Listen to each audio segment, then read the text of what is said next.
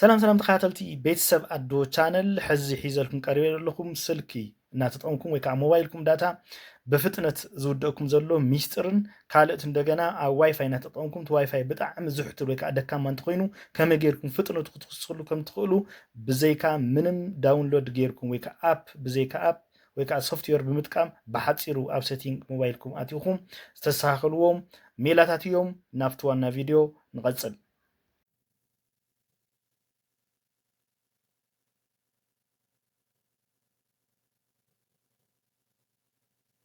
أنا مجمريا نريا مالتيو حزي أب موبايل داتانا فتنة كوسخ داتانا تقمنا فتنة نت إنترنتنا فتنة نخص خلنا نقرا تانا مجمريا نريا مالتيو أو سيتينج نعطي سيتينج كليك تقولوا سيتينج كليك مسقوركم بعدها كونكشن زول له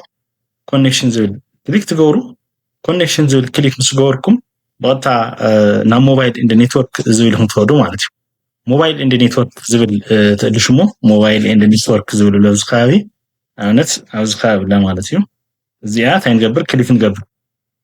كليك مسكبرنا موبايل اند نيتورك زبل لوزي كاو قصينا انت نغبر اكسس بوينت زبل لوز مالتيو اكسس بوينت زبل لوزي اكسس بوينت اين نبل مالتي سلازي اكسس بوينت كليك نغبر مالتيو دي اكسس بوينت كليك مسكبرنا تاينا نغبر أبزي مجموعة هم تكملوا زجبنا هذا تايخم نمرت نجبنا سيم 1 ديو سيم 2 ديو وسيم 3 ديو سيم كم تمرتهم مالتيو زي داتا تكملوا فتنة كوسفرهم تدريهم مالتي سلازي أبزين أنا حزت تكملوا سيم 1 سلاز خنا أو سيم 1 أبزي أنا مجموعة كليك يجبر مالتيو سلازي أبزي أنا نيم تولني حكي زيا نيم تولني أزيا تين جبر مالتيو أبزي أنا نيم تولني تاينغبر سم صفلا معناتو زيا نيم تبنا زيا معناتو سلازي اوزي اديت نغبرامون تايغرنا اديت نازيا تاينغبر كابيتال تنصحف معناتو سلازي اي تي سي لنا كابيتال تنصحف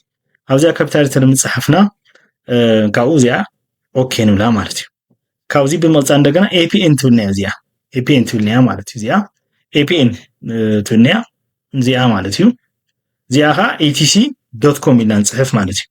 بسمول لتر etc.com إن نصحف مالتي زيا فلازي etc.com إن نصحف فلازي etc.com أوكي نبلا مالتي كاو مجرشة نقبر زيا سيف نقبر زيا سيف يلكم كليك تقولوا مالتي فلازي زي تاي مالتيو حدا موبايل داتا تقوم كلهم بتعم فتان يكون لكم لو مالتي فتان يكون لكم لو مالتي أوكي صبوا نفتا كاريتي كنغير كلنا دمو تاخاليتي فتان تخوننا حدا او سيتينج ناتي حزون مجمريا او سيتينج ناتي كلنا نروحو مالتي تاخاليتي فتان غبرنا زخل تاخاليت ميتر مالتي او سيتينج ناتي سيتينج بزاتنا او ذكرتن اوبشنات لو نعاونت كمزي ديفلوبر اوبشن زبل زمصكم انتحليو ديفلوبر اوبشن زبل انتحليكم صبو انتحزي لغن تايت غور مالتي about phone زلتاتو زيا about phone مساتكم أبزيا developer option ده زي ما سألكم يون حنسيلكم كاريكم الحار ماتي سلازي about phone مساتكم هذا software information تبني أبزيا ماتي software information تبني أو تاخد جور build زي عتا build number تاعت جور ومالتهم شو عتك دي تاعت جور شو عتك دي كليك جور ماتي هذا خلته سلسته أربعة عملته شدشته شو عتك دي تاعت جور كليك تجورو مالتي أنا no need of developer mode لنا already سلازلنا اللي كان زولن زلوا نزيلكم كن نسانتاي تجوروا شو عتقدي كليك تجوروا مالتي شو عتقدي كليك مسجوركم أو نملس نابتناي developer option مجرشات لنا مالتي أبدا developer option تبناركم أنفونكم سلازي أبدا developer option زي أتهدنا زي أني حكي دا developer option زي أمتي أتلكم لا سلازي كابزينا يخم توصل مالتي developer option وصلنا نيو زين نمي جمريا أنا مش متفرمو كواي فاي تبني أزخا زي مالتي واي فاي تبلا واي فاي تبلا أزي كليك نقبر مالتي صوت أبينا أبتو واي فاي كليك مسكرنا تاينا كمالتي هذي واي فاي كليك نقبر مو كاو موديفاي نتورك وي أدفانس أوبشن زين تهلكم موديفاي نتورك وي نس سيتينج لازيا زيا ኣብዚኣ ማለት ኣብታ ላዕሊ ሰለስተ ነጠብጣብ ዘለዋ ማለት እዩ ኣብዚኣ ብደንቢ እንትን ትገብሩ ኣብዚኣ ተኸባቢ ዘላ ሰለስተ ነጠብጣብ ድሓቂ ኣብዛ ሰለስተ ነጠብጣብ እዚኣ ክሊክ ትገብሩ እሞ ካብኡ እንታይ ትብልና ሞዲፋይ ኔትወርክ ኣጋጣሚ የለይ ኣድቫንስ ሴቲንግ ትብልና እዚኣ ኣድቫንስ ሴቲንግ ትብልና ኣድቫንስ ሴቲንግ ትብል ስለዚ ከም ኦፕሽን እዩ ዝመፀልኩም እንታይ ክንገብር ንኽእል ኢና ኣድቫንስ ሴቲንግ ኢልና ኣብዚ ምስ ኣተና ኣድቫንስ ሴቲንግ ዝብል እኒአና ሶ ሞዲፋይ ኣብዚ ምናልባት ናይ ሕድሕድና ንፈላለይ ክኸውን ትኽእል እዩ ናይ ሞባይልና ኣፈላላይ ስለ ዘለዎ ኣብዚ እንታይ ክትገብሩ ትኽእሉ ኢኹም ብሓፂሩ ማለት እዩ እዚኣ ሴቲንግ ተኣትዩ እሞ ኣብዚኣ ሴቲንግ ምስ ኣተኹም ኦልሬዲ ቪው ሞር ትብልኒ ኣብዚ ሓቂ ቪው ሞር ትብልኒ እሞ እዚኣ ቪው ሞር ትብሉ ስለዚ ኣብዚኣ ቪው ሞር ትብልን እያ ስለዚ እንታይ ትገብሩ ማለት እዚአኑ እዚአን ተስተኻኽሉ ንኣብነት ኣይፒ ሴቲንግ እኒአኩም እዚ ኣይፒ ሴቲንግ ክልተ ነገር እዩ ዘሎ ሓደ ኣይፒ ሴቲንግ ክልተ ነገር እዩ ዘሎ ዲኤችሲፒ እና ስታቲክ ዝብል ዘሎ ማለት እዩ ስለዚ ኣብዚ እንታይ ኢና ንገብሮ ስታቲክ ዝብል ኢና ነስተኻኽሎ ማለት እዩ ስለዚ ስታቲክ ንገብራ ማለት እዩ ሶ ስታቲክ ዝብል ካብኡ እንታይ ኢና ንፅሕፍ ማለት እዩ ሕድሕድ ኣይፒ ኣድረስና ኣይፒ ኣድረስ ንናይ ባዕልና ንፅሕፍ ማለት እዩ እቲ ኣይፒ ኣድረስ ተዋህበና ኣሎ ስለዚ ኣብቲ ኣይፒ ኣድረስና እዚኣ ብደንቢ ጌርና ንፅሕፍ ማለት እዩ ኣይፒ ኣድረስ ኢና ንፅሕፋ እዚ ሶ ኣይፒ ኣድረስ እኒአና ጌትዌይ መእተዊ እኒአና ስለዚ ጌትዌይና እንታይ ንፅሕፍ ንኽእል ኢና ንኣብነት እዚ ትፅሕፍዎ ማለት እዩ እዚ ዘሎ 192 168 137 144 ዝብል ስለዚ እዚ ንፅሕፍ ማለት እዩ ኣይፒ ኣድረስና ንናይ ባዕልና ዝተፈላለዩ ምክንያቱ ናቲ ኣይፒ ኣድረስ ዝተፈላለዩ ናትኩም ናይ ካሊእ እውን ኣይፒ ኣድረስ ዝተፈላለዩ ዝኸውን እዚ እንታይ ኢና ንገብር ማለት እዩ ካብኡ እዚ ሴቭ ክንብል እኒአና ማለት እዩ ሶ ሴቭ ንብል እኒአና ማለት ሴቭ ንብል እሞ ኣብዚ ምፅሓፍና ማለት እዩ ሴቭ ንብሎ ኢና እዚ ኦልሬዲ ከይንርሳዕ ሴቭ ምግባር ማለት እዩ ሶ ስለዚ ሴቭ ከይንርሳዕ ኣብዚ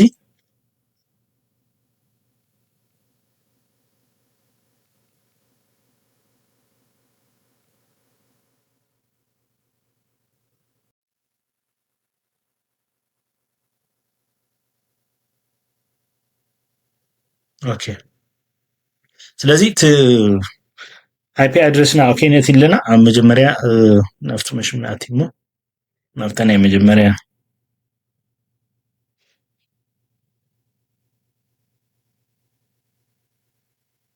ዋይፋይ ኦልሬዲ ዲቴይል እውን ክትብል ትኽእሉ ኢኹም ኣብዚ ዲቴይል ኢልኩም ኣብዚ ሴቲንግ ተኣትዩ ስለዚ ቪው ሞር ትብልዎ እዚ ቪው ሞር ኣይፒ ኣድረስና ቅድም ከምቲ ዝበልናዮ ክትኣትዩ ትኽእሉ ኢኹም ስለዚ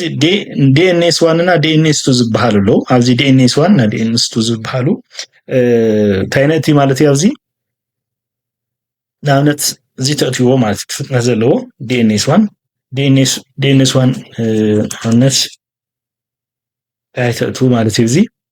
ዲኤንኤስ ዋን ሓደ ነጥቢ ሓደ ነጥቢ ሓደ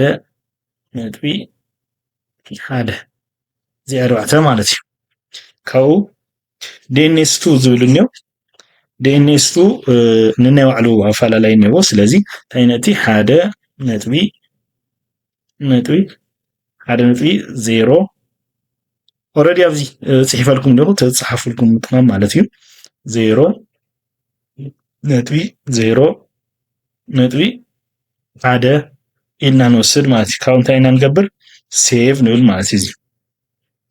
ስለዚ ሴቭ ሓደ ንወስድ ማለት እዩ ማለት ዳታ እናወደአኩም ወይ ከዓ ዳታ ብጣዕሚ ዝበልዐኩም እንተኮይኑ ኣብ ሴቲንግ ኣትኹም ተስተኻኽልዎ ኣሎ መጀመርያ ማለት እዩ ኣብ ሴቲንግ ተኣትዩ እሞ ኣብ ሴቲንግ ምስ ኣተኹም ተስተኻኽልዎን ኦን ኦፍ ትገብርዎን ኣለዋ ማለት እዩ ስለዚ ቁፅሪ ሓደ ሕዚ ኣብ ሴቲንግ ምስ ኣተና ሴቲንግ ንኣቲ ልክዕ ሴቲንግ ምስ ኣተና ኔትወርክ ኤንድ ኮኔክሽን ዝብል ንርኢ እሞ ኔትወርክ ኤንድ ኮኔክሽን ዝብል ኣብ ላዕሊ እኒኦ ኔትወርክ ኮኔክሽን ዝብል ማለት እዩ ካብቲ ኔትወርክ ኤንድ ኮኔክሽን ዝብል ብቀጥታ እንታይ ንኸድ ማለት እዩ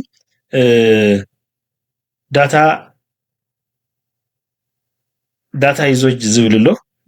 ስለዚ ዳታ ዩዞጅ ወይ ከዓ ዳታ ዩዞጅ ዝብለኩም ኣሎ ኣብ ሲም ካርድ ሞባይል ኔትወርክኩም ምስ መረፅኩም ማለት እዩ ስለዚ ዳታ ዩዞጅ ዝብል እኒኦ እዚ ዳታ ዩዞጅኩም እንታይ ትገብርዎ ማለት እዩ ኦን ኦፍ ትገብርዎ ንኣብነት ዳታ ሴቨር ዝብል እኒኦ እዚ ካብ ዘሪእኹም ኣብዚ ከባቢስ ዳታ ሴቨር ዝብል እኒአ እዚ ማለት እዩ እዚ እንታይ ንገብሮ ማለት እዩ ተርን ኦፍ ተርን ኦን ዝገብሮ ማለት እዩ ስለዚ ኦን ዝገብሮ ሶ ኣብዚ ዳታ እንታይ ይኮን ማለት እዩ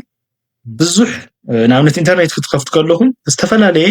ኣፓት ብድሕሪት ኮይኖም ይሰርሑ እዮም ማለት እዩ ዳታ ተርን ኦን ተገይርኩም እዚኣ ግን ዳታ ሴቨር ተገይርኩም ግን ካሊእ ዳታ ንኣብነት ፌስቡክ እናተጠቀምኩም ቲክቶክ ክሰርሕ ይኽእል እዩ ብድሕሪት ዩቲዩብ እናኸፊትኩም ፌስቡክ ክሰርሕ ይኽእል እዩ ብድሕሪት እዚኦም ንምስትኽኻል ግን ዳታ ሴቨር ኦን ተገይርኩሞ ፌስቡክ ተጠቂምኩም ፌስቡክ ብቻ እዩ ዘርእየልኩም ወይ ከዓ ዝሰርሐልኩም ማለት እዩ ስለዚ ክቡራት ተኸታተልቲ ኣዶ ቻነል ዳታ ሴቭ ንምግባር እዚ ኦን ገርቦ ዳታ ሴቨር ማለት እዩ ኦን ተገይርኩሞ ኦልሬዲ እታ ዝደለኹማ ዌብሳይት ጥራሕ ምስ ኣተኹም እሳ እዩ ዘጥቅመኩም ካሊእ ኣብ ባክግራውንድ ዝሰርሑ ስለዘየለዎ ማለት እዩ እስካዕ ሕዚ ስለ ዘዳመፅኩኒ ብጣዕሚ እየ ዘመስግን ምናልባት ሓበሬታ ጠቃሚ እዩ ወይ ከዓ ጥቅሚ ኣለዎ ኢልኩም ተፈቲኩሞ ቪድዮ ተፈቲኩማ ንኻልኦት ክትበፃሕ ሼር ግበሩ ላይክ ኮመንት ምግባር ኣይትረስዑ ሳብስክራይብ ምግባር ከዓ ኣይትረስዑ ምክንያቱ ንዓይ ሳብስክራይብ ዓብይ ሓገዝ ስለ ዝኾነ ሼር ምግባር እንደገና ነቶም ዘይበፅሖም